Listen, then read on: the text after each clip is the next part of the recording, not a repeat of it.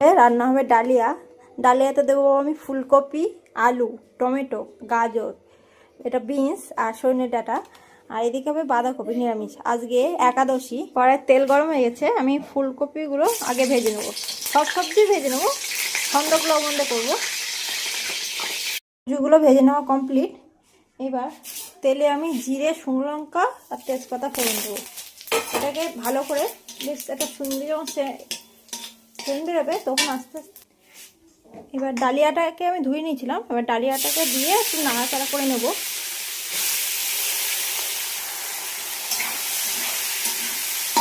একটু হালকা নাড়াচাড়া করে নেব। নাড়াচাড়া করে নিয়েছি, এই সময় আমি জলটা দিয়ে দেবো। যখন ডালিয়াটা হালকা ফুটে উঠবে সেই সময় আমি সবজি ভাজাটাকে দিয়ে দেবো। ডালিয়াটা আমার হালকা ফুটে উঠেছে, এই সময় আমি সবজি ভাজাগুলো সব দিয়ে দেবো। সবজিগুলোকে দিয়ে এবার ভালো করে ফুটিয়ে নেব একটু সেদ্ধ হওয়া পর্যন্ত। ডালিয়াতে কিন্তু কোনো মশলা পড়বে না, লাস্টে লাবানোর সময় শুধু ঘি দিয়ে লাবাবো। একটুখানি চিনি দেবো, মিষ্টি মিষ্টি হবে, মিষ্টি মিষ্টি লাগলে ভাই ভালো লাগে। আর কাঁচা লঙ্কা আমি চিড়ে দিয়েছি এতে,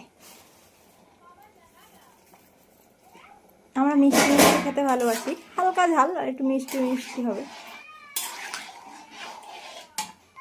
নিরামিষ বাঁধাকপি রান্না হবে, ওর মধ্যে আমি দেবো টমেটো, মটরশুঁটি, আর এদিকে জিরে, আদা, শুকনো লঙ্কাকে আমি একটু পেস্ট করে নেবো। ডালের রান্না আমার শেষের মুখে, এই সময় আমি একটু ঘি দিয়ে দেবো, একটু বেশি করেই দেবো। দিয়ে একটু নেড়ে চেড়ে নিয়ে লাগিয়ে দেবো। কাঠের উনুনে বাঁধাকপি রান্না করছি। এই যে তেল, রিফাইন তেল দিয়েছি আর ঘি, লাগানোর সময় আবার একটু দেবো। এটাকে গরম করে নেব। ঘি আর তেল গরম হয়ে গেছে, এবার শুকনো লঙ্কা, তেজপাতা আর জিরে ফোড়ন দিয়ে দেবো। এটাকে একটু ভাজা ভাজা করে নেব। জিরে তেজপাতা ফোড়ন হয়ে গেছে, এবার মশলাটাকে দিয়ে ভাজা ভাজা করে নেব। মশলাটা ভাজা ভাজা হয়ে গেছে, আমি চিনি দিয়ে দেবো, চিনি আর ছন্দক লবণ।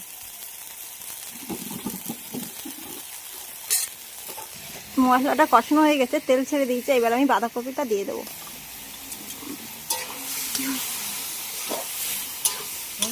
ভালো করে কষিয়ে নেব।